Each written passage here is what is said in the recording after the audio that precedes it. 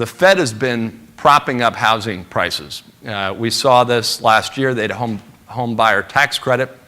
And as we know most recently, they've been buying mortgage-backed securities. They're actually one of the largest. I think they're buying about 70% of mortgages right now. So right now, if you go to get a mortgage, your average credit score is about 700. Back a couple of years ago, it was 600. They'd give you a mortgage if you look good. So this is a problem because we have a couple things that are going on. We have a Fed that's going to be selling, at least getting out of the mortgage-backed security market. And again, they represent 70% of that market right now. And we have rates that will probably be going up. So this is a concern and makes us even more concerned about the housing market. Over the last couple weeks, we've already seen that we've gone back into a double dip there, and we think that there's a little bit of a ways to go. So while talking about the consumer, we'll talk a little bit about oil and gasoline prices. Over the past 30 years, oil shocks have contributed or caused almost every single recession during that period of time. And some of these statistics may be a little bit off, which I'm about to say, but I think the point will come across. In the US, for every 1,000 people, we own about 750 cars. If you look at India and China, for every 1,000 people, there's about 30 to 60 cars, 30 to 50 cars. And that rate is increasing exponentially. You finally have a middle class that has some disposable income that is spending it, and it's pretty exciting, for these countries. And not only are they buying cars, but you can finally go out in some places and get a cold drink or get produce that's actually cold. And we take that for granted here in the U.S., and that's something that's just beginning in a lot of other countries. And what that's doing is creating a huge demand for energy infrastructure, for different kinds of commodities, and for different types of fuels. And in our opinion, high energy prices are here to stay. They could certainly come down, but we're living in a world of very high energy prices, and I don't really see a great way out of that in any time soon. The problem with that is for every 10% increase in the price of oil, it detracts about 0.2 to 0.3% from GDP. And again, in the face of what's going on with the consumer, it's somewhat concerning. I think that the U.S. economy will be fine if oil prices stay where they are. If they go beyond $135 a barrel, we see ourselves going back into recession. We don't see that happening, but it is one of our risks that we are concerned about, is prices going beyond 130, 135 and staying there.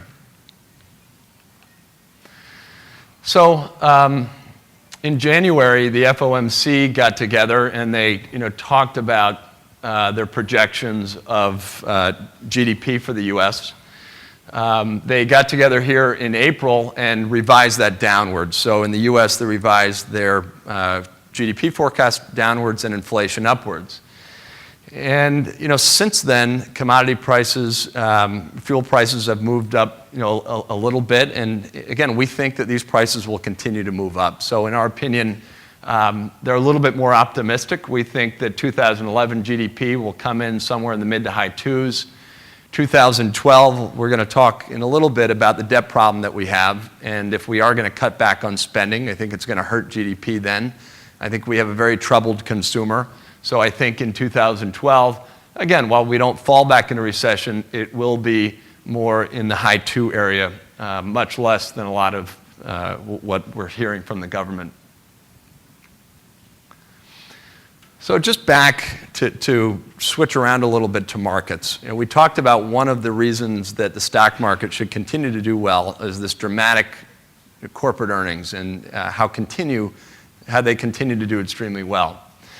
The other thing is what we're seeing is finally, after years and years and years, we're seeing a change of inflows from stocks into bonds. So people are worried about what's going on with rates, what's going to happen to the value of our bonds. And for the first time in many, many years, we're seeing outflows out of bonds and we're seeing inflows into stock.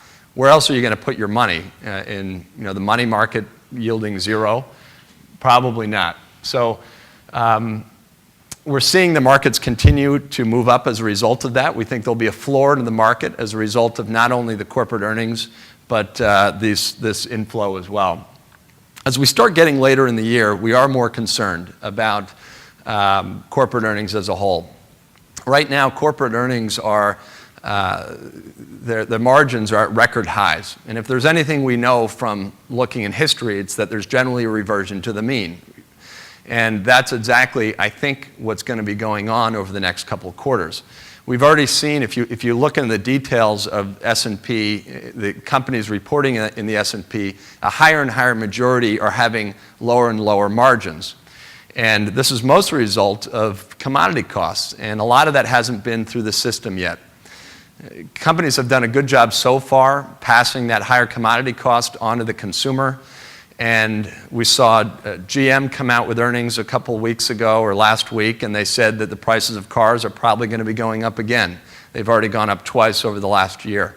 Walmart CEO came out and said, look, folks, everything's going to start getting more expensive.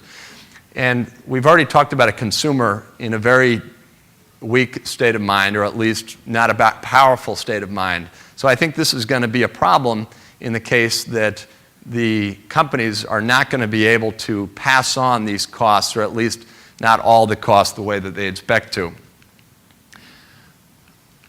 So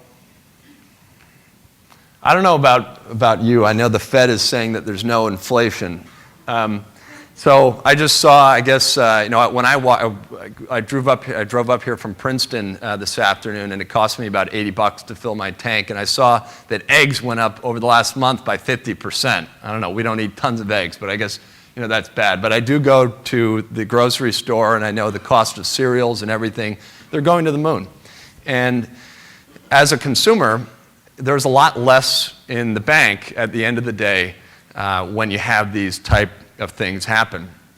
And again, I think this is even further evidence to show that these companies are going to have considerably more issues going to the later half of the year.